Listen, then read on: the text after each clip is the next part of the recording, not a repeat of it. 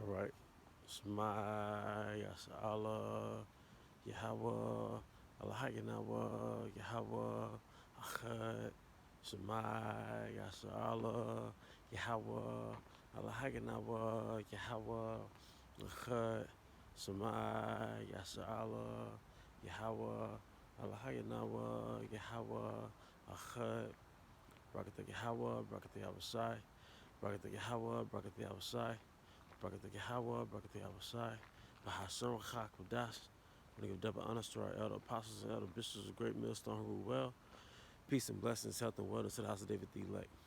All right, today I want to go into a topic entitled Inside Your Head and Outside Your Head Demons. All right, inside of your head and outside of your head demons. Because in most situations, a demon is an agent of distraction. All right, part of the opposition's goal in this setup is to distract you from the truth and to get you caught up in the matrix, to get you caught up in your own affairs and, things that are really all determined by Yahweh by Shema Shai. What I mean is the way it was supposed to play out is going to play out anyway. But you have inside of your head distractions, inside of your head demons. You have external demons, external distractions, such as, like it says in Timothy, 2 Timothy's around 2 and 6. No soldier entangling himself with the affairs of his life. Okay, but not all brothers have the same temptation, but we have common temptations. So I mean, you might have a weakness that's different from another brother's weakness, but we all have a weakness. Right? We all have a thorn in the flesh, and we all have a lot of us. I just say it like this: we all have a demon within us. Your flesh is like a demon in itself. As it says in Romans the 7th chapter, I know that within me, that is in myself, dwelleth no good thing. So yourself, your flesh, is in opposition to Yahweh Bashma Shai. And that's a fact. Your own thoughts, everything. So what happens in this truth, man, a lot of times you'll realize that the last place you really want to be is by yourself, man. Sometimes when you get away from people and, you might, you know, leave the grid or leave people who give you a hard time in the spirit, whatever it may be, you'll find out that your biggest enemy, like Elder Apostle Gabar always says, is yourself. Because your mind is a theater. Your mind is a theater that plays all type of distractions inside of your head. All right? And you'll be occupied in things you can't change. You'll be daydreaming about vanity. You might see yourself driving a Ferrari, or you might be meditating on how somebody did you wrong 20 years ago. All right? You might be reenacting scenarios of you being carnal and beating the shit out of somebody. Just random vanity, man. But for the most part, the things that you meditate on by default that's conjured up by your flesh is negative, man. Females, there's nothing wrong with females. But just, all type of things, man. Your flesh have you meditating on women who, they have no purpose in your life. All right, you have you idolizing some average chick. All right, your mind itself, when it's not focused on the scriptures, it's a demon, man. It can be a demon. All right, but ultimately it's a distraction, man. And sometimes you might not be somebody that's, quote unquote, out there. You might not be outgoing, and you might not be a brother that has a problem when he goes out, or he's not. You might not be a brother that goes out, but that doesn't mean you're in a safe zone, because you battling something, and you might be dealing with something that other brothers cannot see, and that's the war inside of your head. All right, that's the war inside of your mind. You know, and if you're more occupied in your thoughts and the movies that play over in your mind, all right, you're more occupied in that than in the scriptures, and that in itself is a distraction. All right, it's a quiet war, man. All right, you have to remember, all things that we do and all the things that we say, it start off in our head. Think about how many murders that are committed, all right, throughout the world, throughout Earth. It all starts in them seeping in hate. You meditating, you know, you meditating on hate towards someone. That's why it says in the law. It says it's in the law. Hate not thy brother in thy heart. Your heart is what? Your mind. La'ab, your mind. All right? Because that's the beginning of murder. All right? What about adultery? How often is adultery played out in this country? But it all starts where? In your mind. That daydreaming, that fantasy. Okay? See, that's what they call concentration. All right, and focus. And anything that's part of someone's concentration and focus, all right, they're gonna have leverage over you in that department, man. Anything that somebody meditates on all the time, that's gonna be their expertise.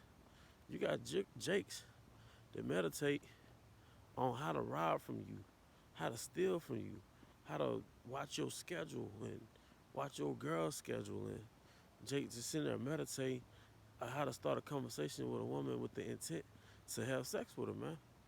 All right, you got women that they construct ideas in their mind of how to keep their man in that blind spot, how to stay 2, 3 steps ahead of him when it comes to manipulation.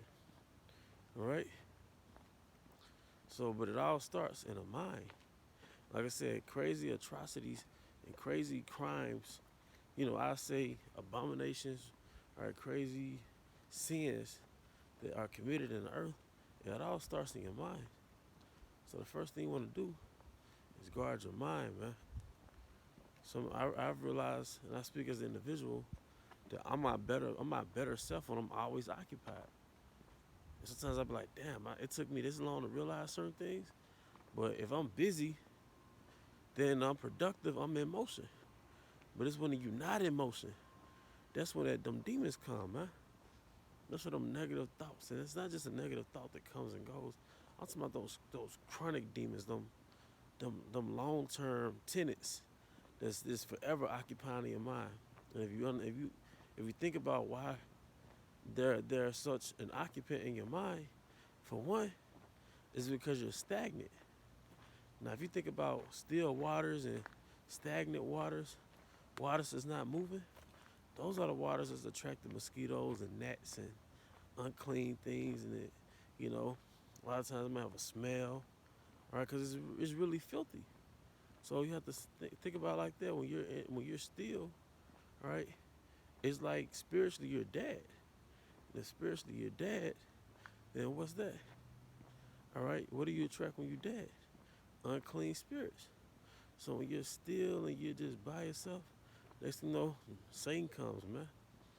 Or now you meditate on the brother and you got an evil eye towards the brother, and you think that the things that he does is to purposely offend you, and but really it's just you got a warped perception because you got a demon. All right? But a lot of times it just comes from you're by yourself too much. So everything has a balance, as it says in the scriptures. There's a time to embrace and a time to refrain from embracing. All right? But just don't think you're off the hook because you're a brother that, doesn't go out a lot or whatever it may be. Inside your head could be your worst, being by yourself, that could be the worst, man. Man, that could be the worst situation for you, man. Some of the healthiest things is outside of the scriptures is being around the brothers doing the works, man. Getting together on a weekday, doing a live stream, kicking it, man. And of course you're gonna break bread, might light them incense, play a little music, Can't just be stoic. Gotta breathe a little bit, Be happy when we're around each other. And you are your better version, because now it's iron sharpening iron. But sometimes your worst space to be in is really by yourself, man. Because you start thinking about shit, man. You start thinking about women or how this woman did this and this friend betrayed you back in '02. You know what I mean? A situation that you wish you played, you reacted differently, but you didn't because it got you off guard. Now you got a carnal reaction to how you would have done it, and it's all just playing in your mind. So sometimes, there's an inside your head demon. Yeah, there's an inside your head. You inside your head too much, man. Especially if you're not handling business in real time, if you're not being productive spiritually or physically, or financially.